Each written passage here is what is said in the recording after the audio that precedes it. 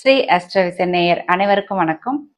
நாம இன்னைக்கு 2024 ஜூலை மாதத்திற்கான ராசி பலன்களை பார்க்கலாம். நம்ம இன்ட்ரோவில் ஒவ்வொரு மாதமும் அந்தந்த மாதத்திற்குரிய கிரகங்கள் என்ன ஸ்பெஷலா தரப்போகுது, ஒரு ஸ்பெஷலான ஒரு யோகா அமைப்புல கிரகங்கள் இருக்கா அப்படிங்கிறத பத்தி சொல்லிட்டு இருக்கோம்.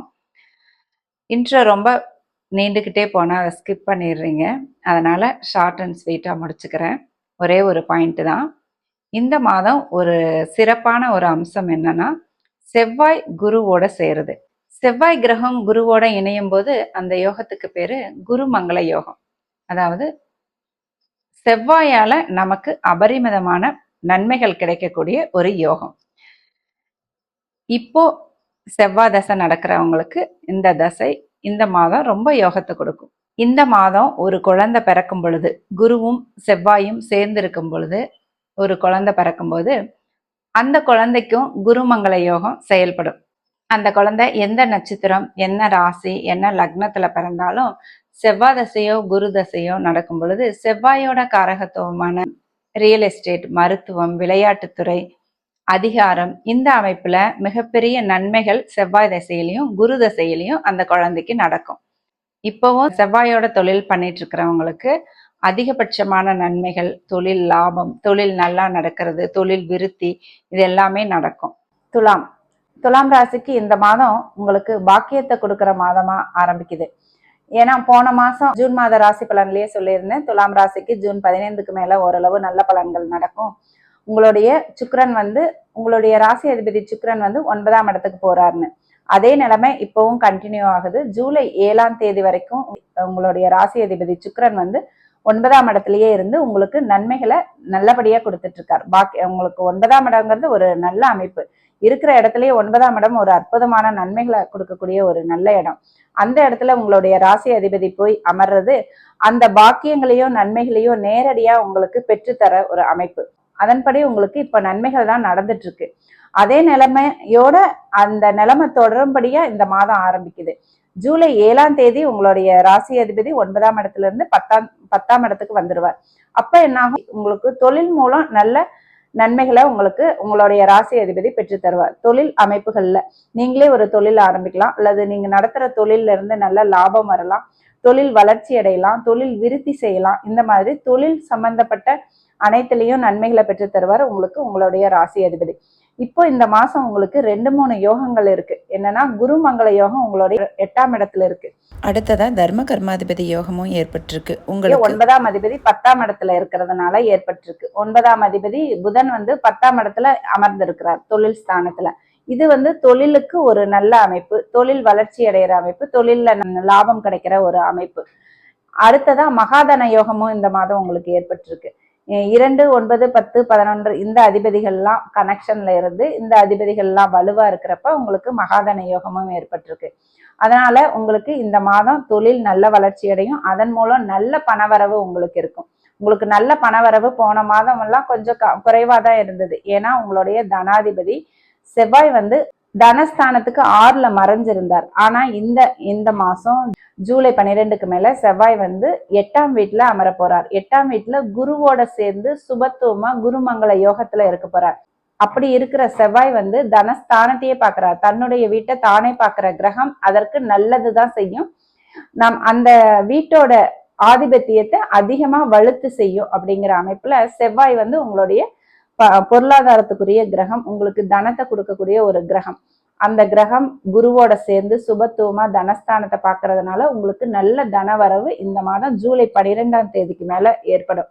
தொழில் ஸ்தானமும் நல்லா இருக்கு. ஏன்னா தொழில் மூலம் உங்களுக்கு நல்ல பணவரவு கிடைக்கும்.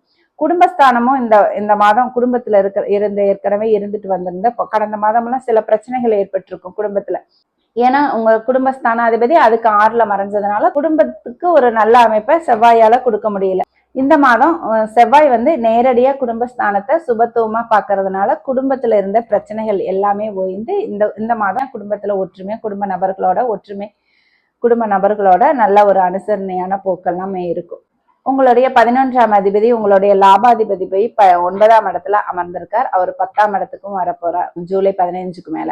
இதெல்லாம் உங்களுக்கு தொழில்ல நல்ல அமைப்பு, உங்களுக்கு எதுலயும் வெற்றி, தொழில்ல வெற்றி கிடைக்கிற அமைப்பு. ஜூலை 15 வரைக்கும் உங்களுக்கு எல்லா காரியத்திலையும் ஒரு வெற்றி கிடைக்கிற அமைப்பு, உங்களுடைய தொழில்ல உங்களுக்கு வெற்றி கிடைக்கிற அமைப்பு.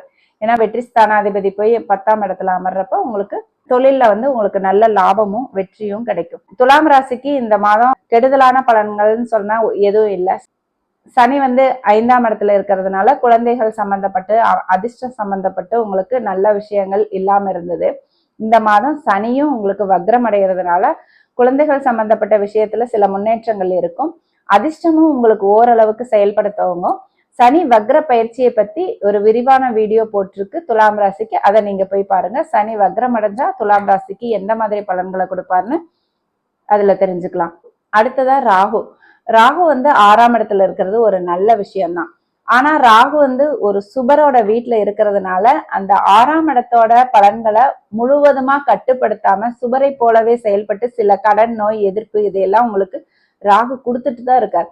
ஆனா அதே கடனை கொடுத்து அந்த கடனை அடைக்கிற அளவுக்கு உங்களுக்கு ஒரு வலிமையும் கொடுப்பார். எதிர்ப்புகளை கொடுத்து அதை ஜெயிக்கிற அளவுக்கு உங்களுக்கு வலிமையும் கொடுப்பார். சிறு சிறு உடல்நல குறைவுகளையும் ராகு உங்களுக்கு கொடுத்துட்டு தான் இருப்பார்.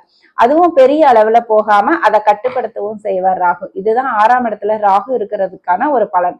அடுத்தது 12ஆம் வீட்டுல கேது இருக்கார். 12ஆம் வீட்டுல கேது இருக்கிறது ஏற்கனவே சொல்லியிருக்கு. 12ஆம் வீட்டுல கேது இருக்கார். அந்த கேதுவை குரு பாக்குறது ஆன்மீக பயணங்களுக்கு ஒரு நல்ல அமைப்புன்னு சொல்லியிருக்கு. அதனால ஆன்மீக பயணங்கள், திருத்தல யாத்திரைகள் இதெல்லாம் போவீங்க. குரு பயிற்சிக்கு முன்னால கேது 12ஆம் இடத்துல இருந்ததுனால உங்களுக்கு தூக்கம் வராத அமைப்பு, தூக்கத்தை கெடுக்கிற சில நிகழ்வுகள், தூக்கத்தை கெடுத்துட்டு வேலை செய்யற அளவுக்கு பல வேலைகள் இதெல்லாம் உங்களுக்கு இருந்திருக்கும். இப்ப 12ஆம் இடத்தை குரு பாக்குறதுனால உங்களுக்கு நிம்மதியான தூக்கம் வரும். தூக்கத்தை கெடுக்கிற அளவுக்கு உங்களுக்கு வேலைகள் வராது. இந்த மாதம் துலாம் ராசிக்காரர்களுக்கு ஓரளவு எல்லா கிரகங்களும் ஒரு நன்மையை செய்யக்கூடிய இடத்துலதான் இருக்கு.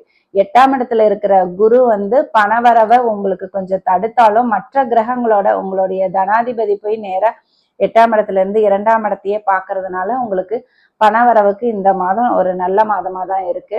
8ஆம் இடத்துல இருக்கிற குரு உங்களுக்கு எதிர்பாராத அதிர்ஷ்டத்தை ஏற்படுத்துவார். வெளியூர், வெளிநாட்டுல போய் சம்பாதிக்கிற யோகத்தை ஏற்படுத்துவார். வெளிநாடு போகிற யோகத்தையிலே ஏற்படுத்துவார். அதே 8ஆம் இடத்துல இருந்து உங்களுக்கு குரு 4ஆம் இடத்தை பார்த்து வீடு, வாகனம் சம்பந்தப்பட்ட விஷயங்கள்ல உங்களுக்கு நல்ல பலன்களை ஏற்படுத்தாரு. வீடு வாங்குற யோகம், வாகனம் வாங்குற யோகம் இதையெல்லாம் உங்களுக்கு கொடுக்குறார்.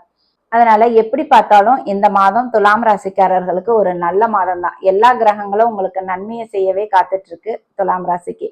நீங்க இது வரைக்கும் ஸ்ரீ அஸ்ட்ரோவிஷன் சேனலை சப்ஸ்கிரைப் பண்ணலைன்னா சப்ஸ்கிரைப் பண்ணிக்கோங்க. பெல் பட்டனையும் அழுத்திக்கோங்க. லைக் பண்ணுங்க, கமெண்ட் பண்ணுங்க, ஷேர் பண்ணுங்க. நன்றி. வாழ்க வளமுடன்.